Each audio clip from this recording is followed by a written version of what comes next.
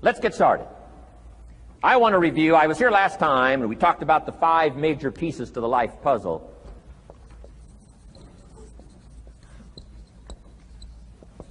And I just want to review those because it lays such a good foundation for all the rest that I want to share with you today. We got a lot of subjects to cover, so we're going to go rather swiftly, okay?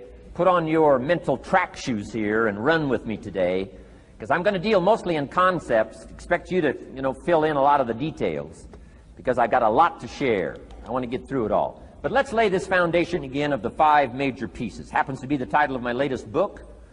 But I think it is so valuable in laying a foundation. It's some of the things I learned between ages 25 and 30. The teacher who taught me so well. He dealt in these fundamentals, we call these fundamentals. We call these basics. Basics for sports, fundamentals for sports, fundamentals for your business, fundamentals for the way you deal with your family, a few simple things. Few basic things that if you practice every day can make all the difference in the world, how it works out. I boiled it down to 5 major pieces to the life puzzle. Let's just review those. Number 1 is philosophy. Philosophy, as I taught the last time I was here, philosophy, in my personal opinion, is the major determining factor in how your life works out. Philosophy, the major determining factor in how your life works out. Philosophy. To form our philosophy, you got to think. You got to use your mind. You got to process ideas. And this whole process over a lifetime, starting way back here when we were children, schools that we've attended, our parents, our experiences, all this stuff that we've processed by the thinking process helps to develop our philosophy. And in my opinion, each person's personal philosophy is the major factor in how your life works out. Here's what I called it in that last presentation when I was here. It's called the set of the sail. Each person's personal philosophy is like the set of the sail. Now, I used to think it was circumstances that ordered my life. If someone would have asked me at age 25, Mr. Rohn, how come you're not doing well? Pennies in your pocket, creditors calling, nothing in the bank, behind on your promises to your family, you live in America, 25 years old, got a beautiful family, every reason to do well, and things are not going that well for you. What is wrong here? It would not have occurred to me to blame my philosophy. I mean, it would not have occurred to me. Saying, well, I got this lousy philosophy, and that's how come I got pennies in my pocket and nothing in the bank, and things aren't working well. That would not have occurred to me. I found it much easier to blame the government. Much easier to blame the tax problem. I used to say taxes are too high. Top tax rate when I first started paying taxes, 91%. Back then, when your income reached a certain level, all your income over that, 91%. So I used to say that's too high. Now the top tax rate's about 33%. But people are still saying what? Taxes are too. See, but you can't use that anymore. If it's gone from 91 to 33, how could it be too high? Come on. I threw all that old excuse stuff away. Some people found it, though, and they're using it these days. My old list. I used to blame the traffic, the weather, used to blame circumstances, right? People say I'm too tall, I'm too short, I'm too old, I was raised in obscurity, raised on a farm, parents of modest means, all the stuff. If you were to ask me, how come you find yourself here, Mr. Rohn, age 25, living in America, land of abundance and opportunity, pennies, zero in the bank, not doing well, creditors calling, it would not have occurred to me to blame my philosophy. I found it easier to blame the company policy. I used to say, if this is all they pay, how do they expect you to do well? So I figured that, my future was going to be tied to what everybody else was arranging, the economy and, right, interest rates. I used to say things cost too much. That was my whole explanation, not my philosophy, until my teacher taught me better that this is where the problem was, my own personal philosophy. Here's what's exciting about each person's personal philosophy. That's what makes us different than dogs and animals and birds and cats and spiders and alligators. That's what makes us different than all other life forms. The ability to think, the ability to use your mind, the ability to process ideas, and not just operate by instinct. In the winter, I'm telling you, the goose can only fly south. What if south doesn't look too good? Tough luck. It can only fly south. But see, human beings are not like a goose, can only fly south.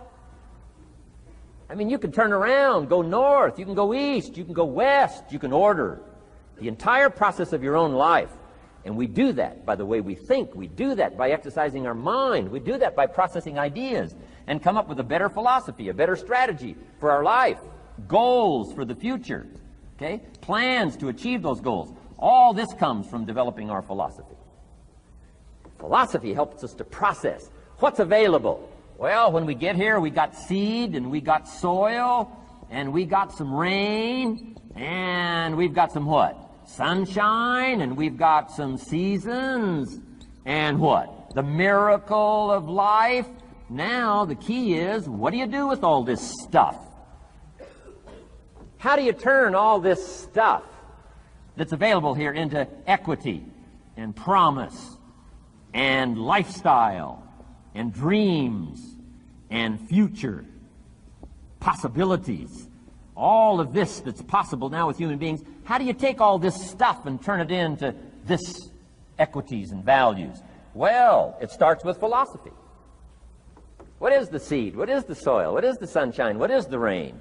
Is it possible to take some of each of all the stuff that's available and turn it into food and turn it into value and turn it into nourishment and turn it into something spectacular and unique that no other life form can do? And the answer is yes. But you cannot deal with all this stuff and what to do with it unless you start refining your philosophy. Think, use your mind, come up with ideas, and strengthen your philosophy. So the seed and the soil and the rain and the sunshine, this is called, you know, the economy and the banks and the money and the schools and everything that's available out there, processing information, what to do with all that, and turn it into equity and value. That is the major challenge of life, my personal opinion. So each person's personal philosophy now is going to determine what you're going to do with seed and soil and sunshine and rain and miracle, the change of seasons. That's it. My personal opinion. Each person's personal philosophy is like the set of the sail. That's what this seminar is for today. Help you to trim a better sail. You don't need a better economy. You don't need better seed and soil. In fact, when it comes to seed and soil and rain and sunshine and seasons and the miracle of life, that's all you got. Now, what if you blame this stuff? Then you're blaming all you got. If you blame the economy, and you blame the schools, and you blame the teachers, and you blame the sermons and the preachers, and you blame, the marketplace, and you blame the company and company policy, what else is there? When some people get through with their blame list, there isn't nothing else. That's all there is. And if you blame the only thing you've got to work with, I'm telling you, it's called mistake colossal. In not understanding that that's all you've got to work with. And if this is all you've got to work with, then you don't change the seed, and you don't change the soil, and you don't change the rain, and you don't change the sunshine, you don't change the seasons. Right? Guy says, I'll take 3 springs, 4 summers, 9 falls, no winters. No! You can't fool with this stuff. You got to take it like it comes. Then what do you change to make your life work well? You got to start with your philosophy. Guess what I had to do at age 25 in order to change my own future? I had to change my mind. I had to change my thinking. I had to change my philosophy. I was messed up on what was causing my problem. And once I got that straightened out, that all the stuff I blamed, the government and taxes and the marketplace and the economy and things cost too much, negative relatives, cynical neighbors, once I got rid of that and started going for where the real problem was, which was me, I'm telling you, my life exploded into change. My bank account changed immediately. My income changed immediately. My whole life took on a whole new look and color immediately. And the early results I got from making these philosophical changes tasted so good, I've never stopped the process from that day until this. And I'm telling you, with a little consideration of the refinement of your sail, by setting a better sail, refining your philosophy, your whole life can start to change from today on. You don't have to wait till tomorrow. You don't have to wait till next month. You don't have to wait till spring. You don't have to wait till 93. You can start this whole process immediately. I recommend it. Now, some people do so little thinking, they don't even have their sale up.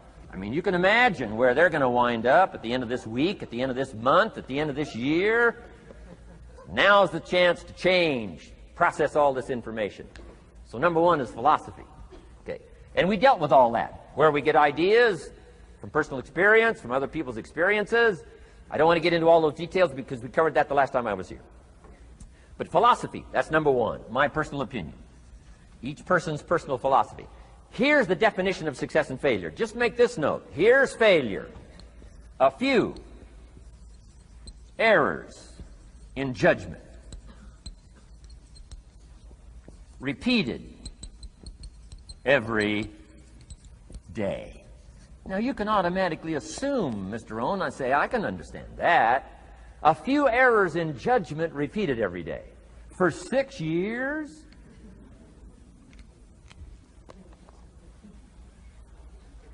I'm with my father. I think I told this story the last time I was here. My father, 88 years old, he's never been ill, still hasn't retired.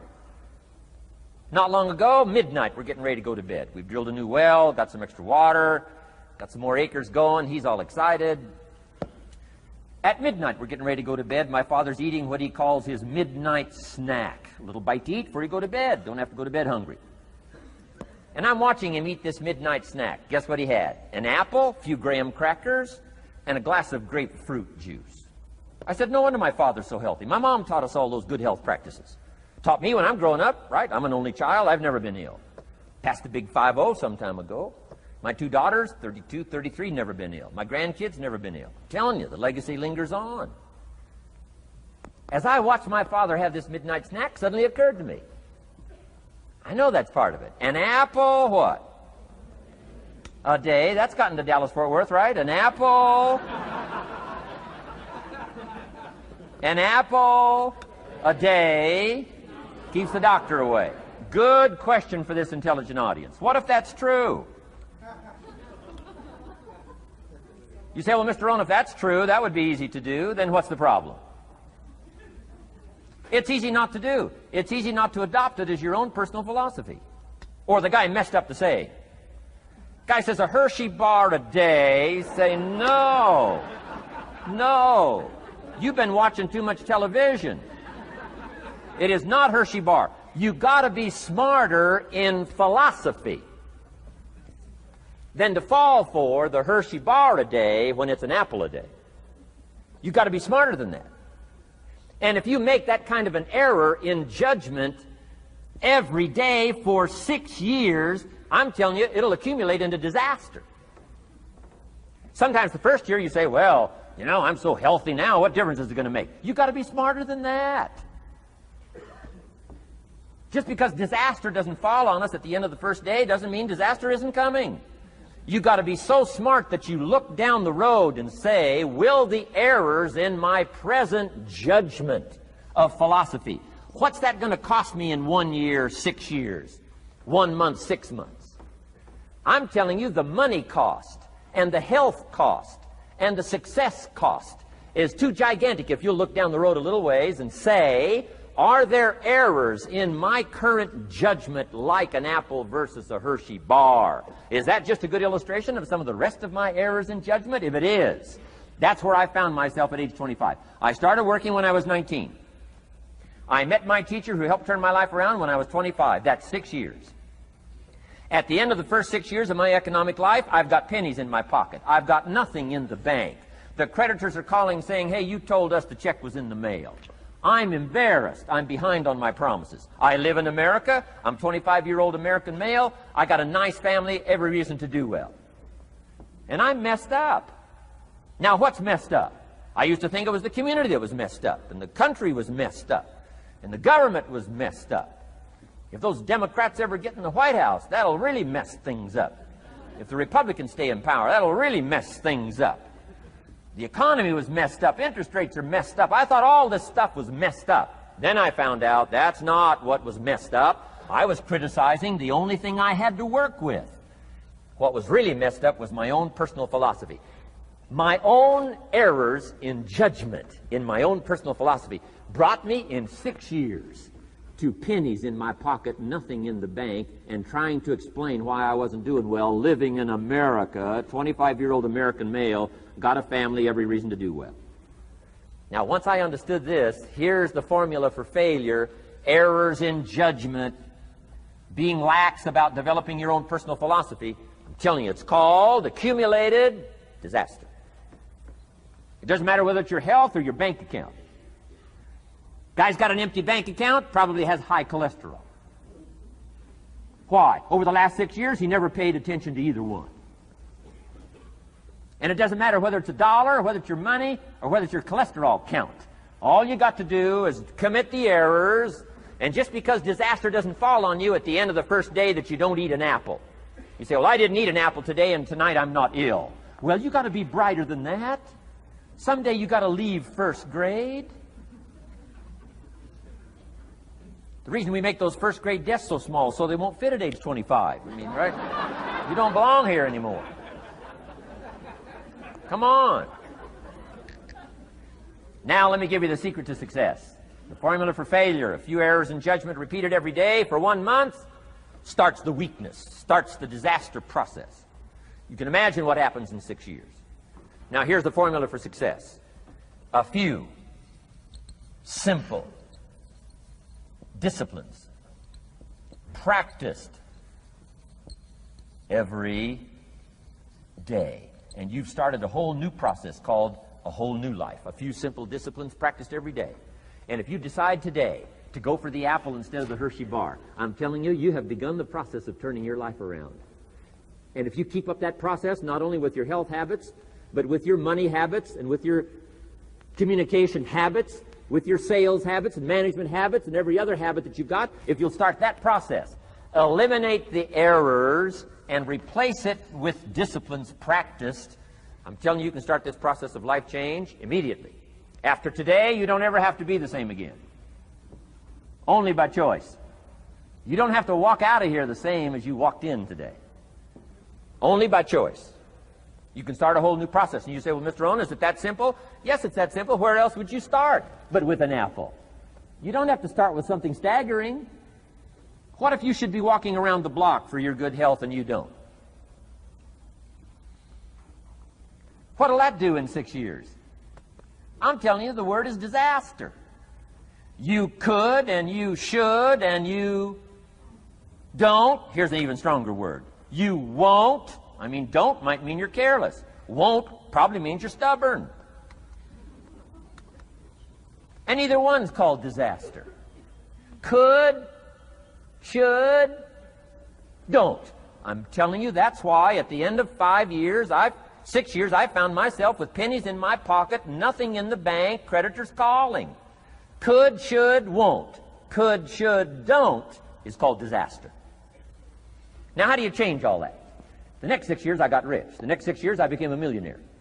By the time I'm 31, I'm a millionaire. How about that? You say, well, Mr. Rohn, what happened? Well, strangely enough, during that second 6 years of my economic life, the government was about the same. I'm telling you, taxes were about the same. My negative relatives were the same. I'm telling you, the economy was about the same, and prices were about the same, and everything else was about the same. Circumstances were about the same. Then how come I got rich? How come I totally changed my life? I was not the same. Somebody says, well, what did you go to work on to do all that? I started with my philosophy. I started amending my errors by doing some better thinking, changing my mind, coming up with ideas that I didn't have before I met my teacher. And once that whole process started for me, I'm telling you, I changed my whole life. Within a 6-year period, I was never the same. And I've kept up that process all these years. One of the reasons why I'm here is to continue my craft. I don't want the day to come someday somebody says, you should have heard Jim Rohn 10 years ago when he was really terrific. Guess what I want people to say? I heard him 10 years ago, but you should hear him now. I'm telling you, the man works on his craft. I'm telling you, the man's done some extra reading. I'm telling you, the man doesn't miss a trick. I'm telling you, he's worked hard on himself.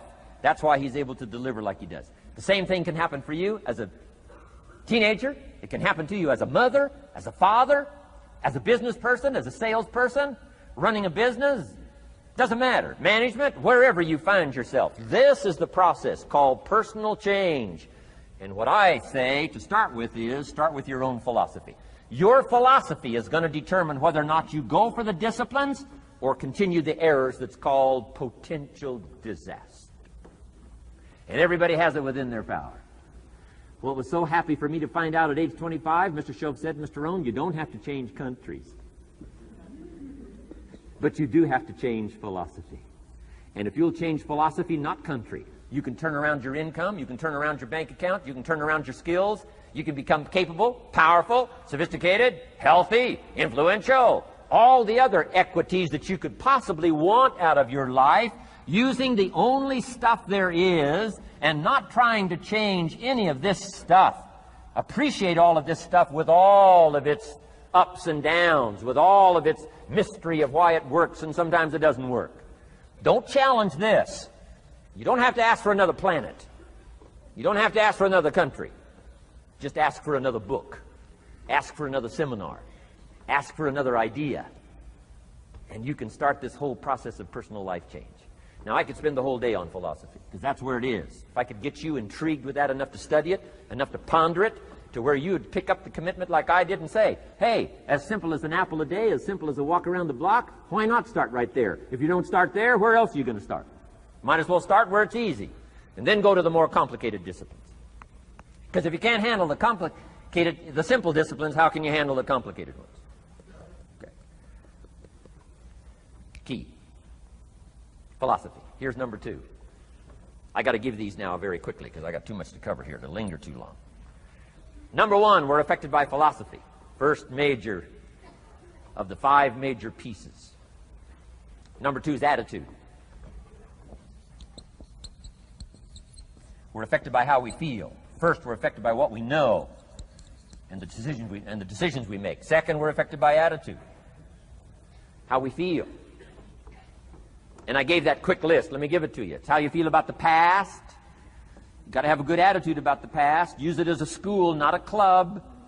Don't beat yourself to death with your past. Faults, failures, losses. Let the past be a school. Harsh school, maybe. What else is new? Let the past be a school master to teach you. Not to threaten you, but to teach you. Okay. Next, it's how you feel about the future. Set your goals.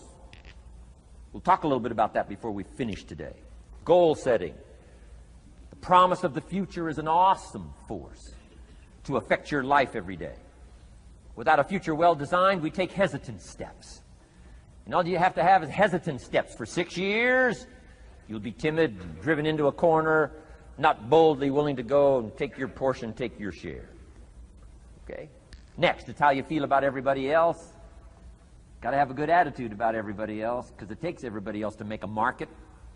One person doesn't make a family. One person doesn't make a business. One person doesn't make a corporation. One person doesn't make a community. One person doesn't make a nation. It takes all of us to make a dynamic economy, a nation second to none. It takes all of us to make the churches and make the economy run. It takes all of us to make the possibilities. All the gifts that have flowed in here the last 200 years, unprecedented in 6,500 years of recorded history. There's been nothing like it. The ethnic streams that have flowed in here brought their gifts, brought their talent, brought their skills, brought their inventions, brought their work ethic. All of it mixed together is called America. Been nothing like it in 6,500 years. And to miss the value of it by some, warped attitude about it, I'm telling you, you've missed it all. And if you have an appreciation for it all, you'll draw from it. And if you draw from all the gifts that have been blended together here for 200 years, now for your value and benefit, think of what you can do for your days, for your business, for your conversation, for your equities. You can transform it to an incredible degree. And here's the last one. It's how you feel about yourself. Understanding self-worth is the beginning of progress. Self-worth should be easy. If one of us can do it, all of us can do it. If anybody can think it, we all can think it. I can read, you can read. I can understand, you can understand. From where I came from, the few simple things I did and tried revolutionized my life in 5 years. There isn't anybody here that can't do it. Change from pennies to fortune. Change from nothing to something. Change from broke to rich. Anybody in this room can do it. If any of us can do it, we all can do it. That's the kind of value you should place on yourself. If Jim Rohn can understand it, I can understand it. If he can read, I can read. If he can find it, I can find it. If he can change, I can change. If he can get it done, I can get it done. That's the attitude about yourself. So valuable. Okay?